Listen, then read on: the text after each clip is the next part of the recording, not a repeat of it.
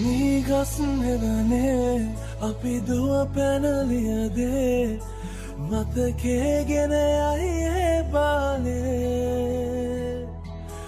ಮದನಲ ಅತರೆ ನುಬೆ ಸುವಂದ ಇಯೆ ಹಿತಗಾವ Hindi me ಪೆರಸೆ ನುಂಬದಕ ಮನದೊಲ ಪಿನ ವಿನಯಾಮೆ ಮೋನೆ ಎಹುನದ ಹಿತ ಕವಿ ಕಿಯನವ ಮಾಗೆ ಏಗೆ ಲೆಮಸೆಲವೆನ ಕೊಟ್ಟ ಇವ ಸುಮ್ಮನೆ ಮಾಮೆ ದಿನವದ ದುವ ಕರಗನ್ನಟ ಬಾಯೆ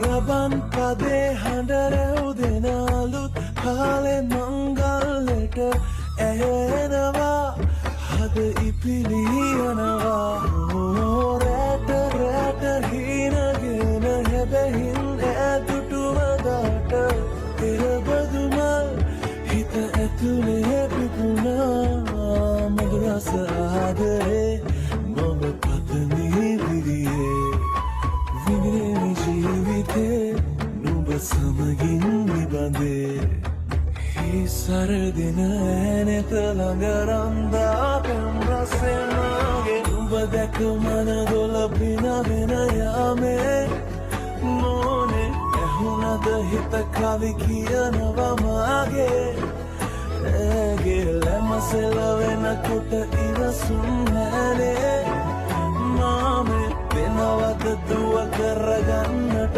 බායේ නුඹ දැක මනදොල පිනවෙන යාමේ නෝනේ ඇහුනද හිත කවි කියනවා මාගේ ඇගේ ළමසෙලවෙන කොට ඉවසුම් නැනේ මාමේ වෙනවද දුව කරගන්නට බායේ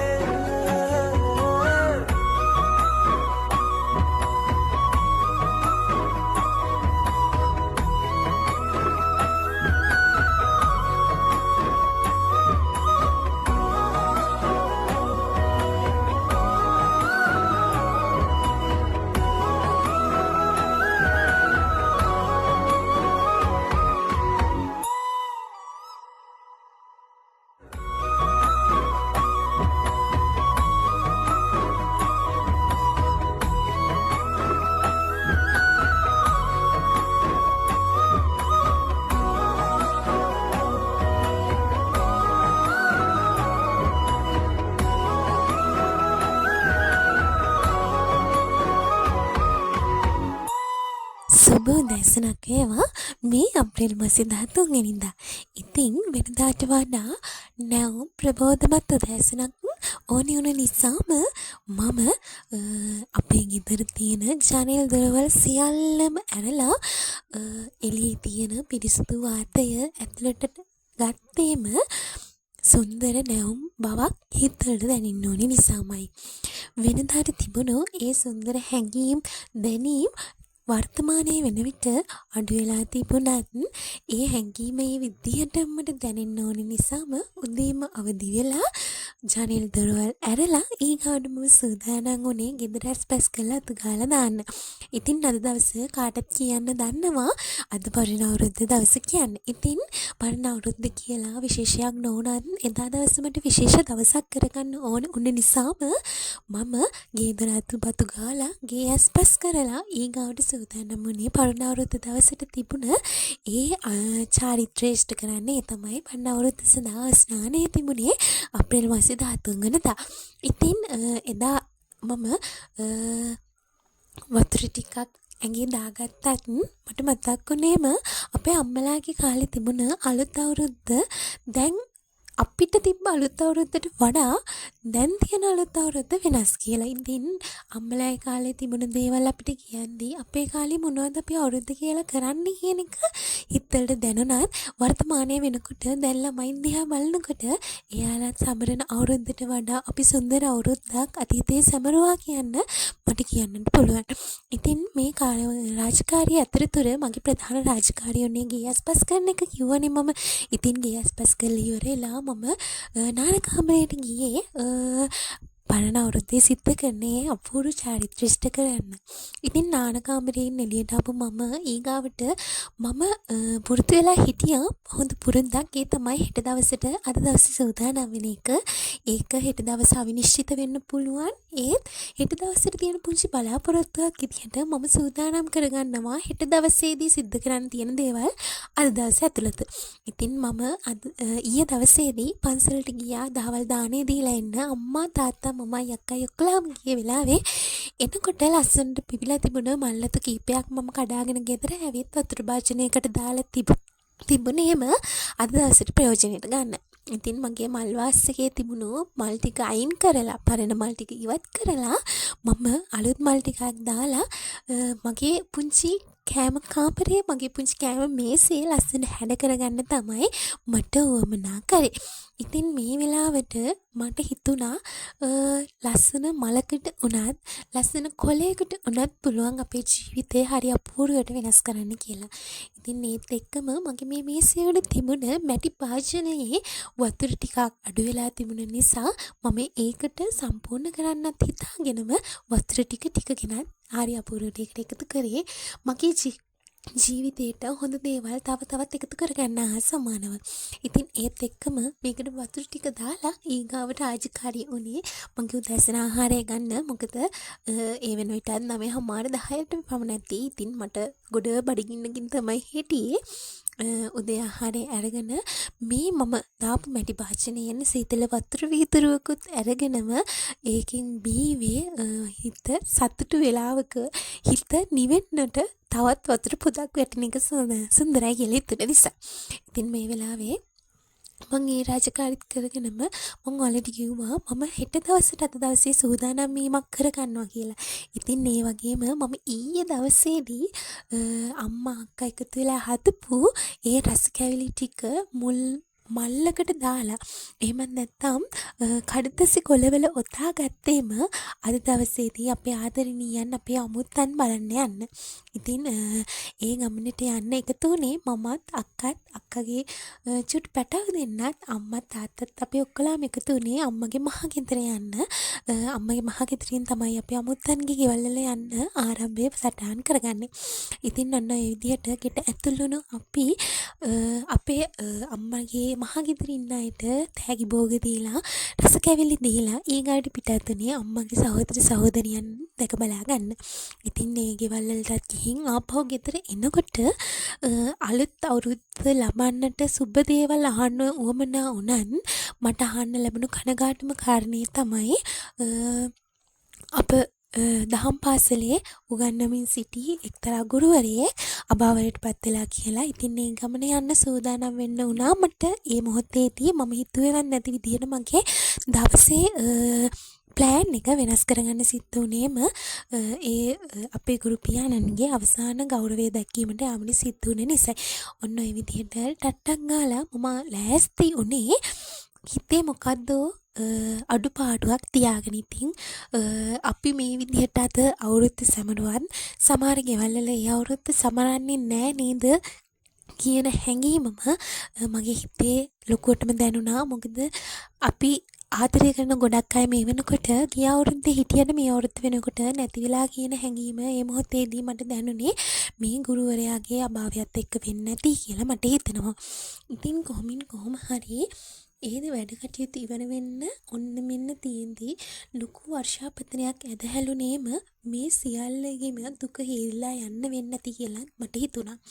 කොහොම හරි මේ වර්ෂාවත් එක්කම පරිසරය හරි ලස්සනට නැවුම් බවක් ඇති වුණා දෝ කියලාත් මට හිතෙනවා.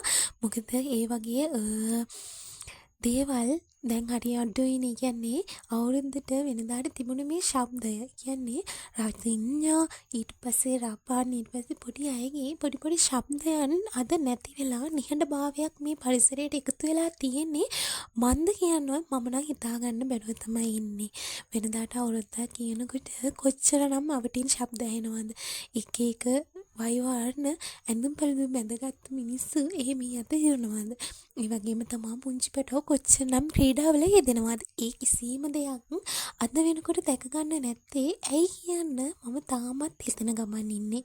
ඉතින් මම හරි ආසයි ඉස්සර වගේම පුංචි පැටව එහෙම යත යන ගමන් මේ යත විසිරෙන ගමන් හරි අපූර්වට යාළගේ අවුරුදු සමරනවට මම ඒ උත්තමයාගේ ඒ කියන්නේ ඒ පුද්ගලයාගේ අවසන් ගෞරව දක්වලා ආපු විගස මම ඊගාවට සූදානම් වුණේ හෙට දවසට ලෑස්ති වෙන්න. ඉතින් ලස්සන පිරිසිදු භාජනයකට වතුර ටිකක් දාලා ඒකට සුදු මල් ටිකක් අහුරන්න තීරණය කරේ මගේ සහ අපේ ගෙදර සියලු දෙනාගේම පුංචි සිරිතක් තියෙනවා හෙට දවසේ අලුත් අවුරුද්ද බාර ගන්නට.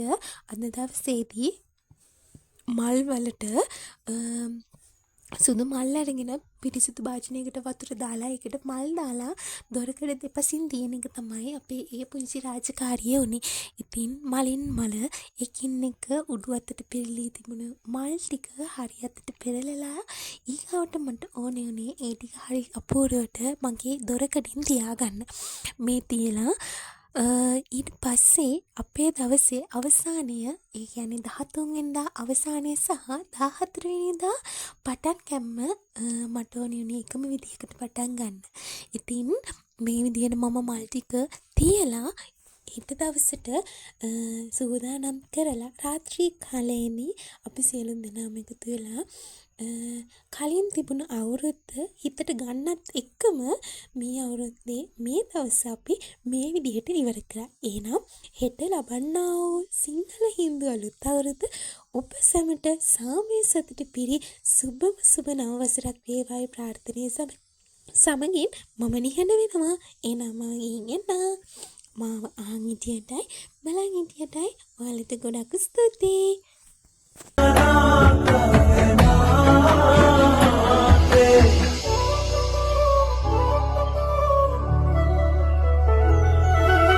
රබන් පදේ හඬරැව් දෙන අලුත් කාලේ මංගල්ලට ඇහෙනවා හද ඉපිලියනවා රැට හීනගෙන හැබැහින් ඇතුටුවදාට එරබදුමල් හිත ඇතුලේ පිපුණා මధుරස ආදරේ මම පතමි විදියේ විග්‍රේ ජීවිතේ නුඹ සමගින් නිබඳේ සරදින ඇනෙත ළඟ රන්දා පෙම් රසෙනාගේ නුඹ දැක මන දොල පිනවෙන යාමේ මොනේ ඇහුණද හිත කවි කියනවා මාගේ ඇගේ ලැමසෙල වෙනකොට ඉවසුම් නැනේ මාමේ වෙනවද දුව කරගන්නට වාහේ නුඹ දැක මන දොල පිනවෙන යාමේ නොනේ ඇහුණද හිත කවි කියනවා මාගේ ඇගේ ලැමසෙල වෙනකොට ඉවසුම් නැනේ මාමේ වෙනවද දුව කරගන්නට වාහේ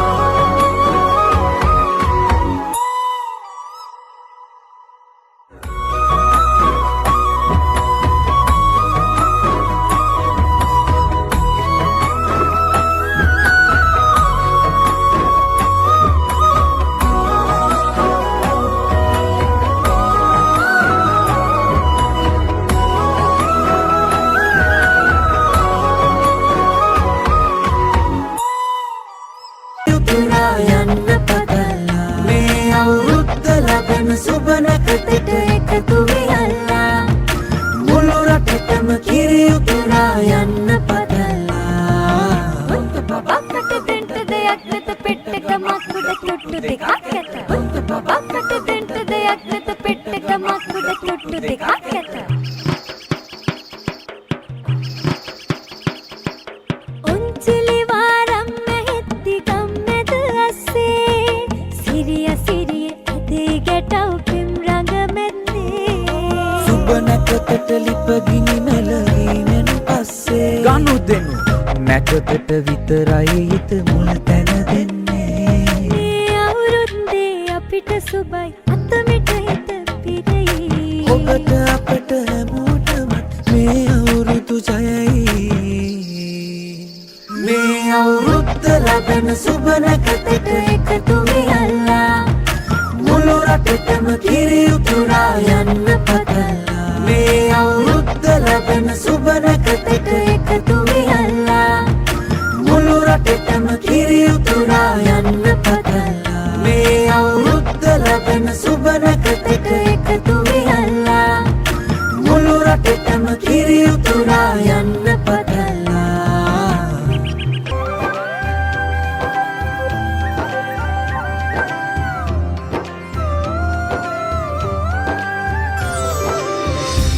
අලපුරන්නට හිත් බොමයි නිදහස සතුටින් කිරි උතුරයි අස්වනු නෙලන්න හිත ලොබයි රුසිරි මමන්න නැකත ළඟයි අලපුරන්නට හිත් බොමයි නිදහස සතුටින් කිරි උතුරයි අස්වනු නෙලන්න හිත ලොබයි රුසිරි මමන්න නැකත ළඟයි දරින දොන් දොන් අවුරුද්දයි ලබන දැන් දැන් හරි සද්දයි එළගී ජනගී රැව් දෙන්නයි සූර්ය මගුලට එක් වෙන්නයි දරින දොන් දොන් අවුරුද්දයි ලබන දැන් දැන් හරි සද්දයි එළගී ජනගී රැව් දෙන්නයි සූර්ය මගුලට එක් වෙන්නයි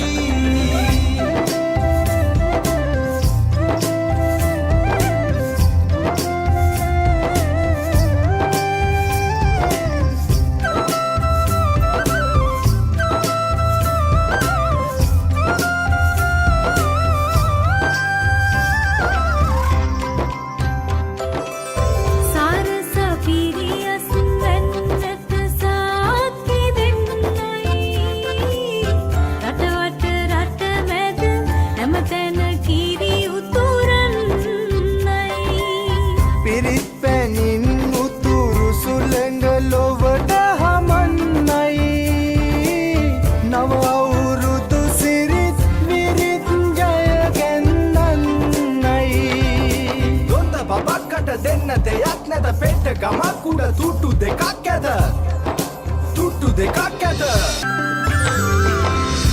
අලපුරන්නට හිත් බොමයි නිදහස සතුටින් කිරි උතුරයි අස්වනු නෙලන්න හිත ලොබයි රුසිරි මමන්න නැකත ළඟයි දොන් දොන් අවුරුද්දයි ලබන දැන් දැන් හරි සද්දයි එළගී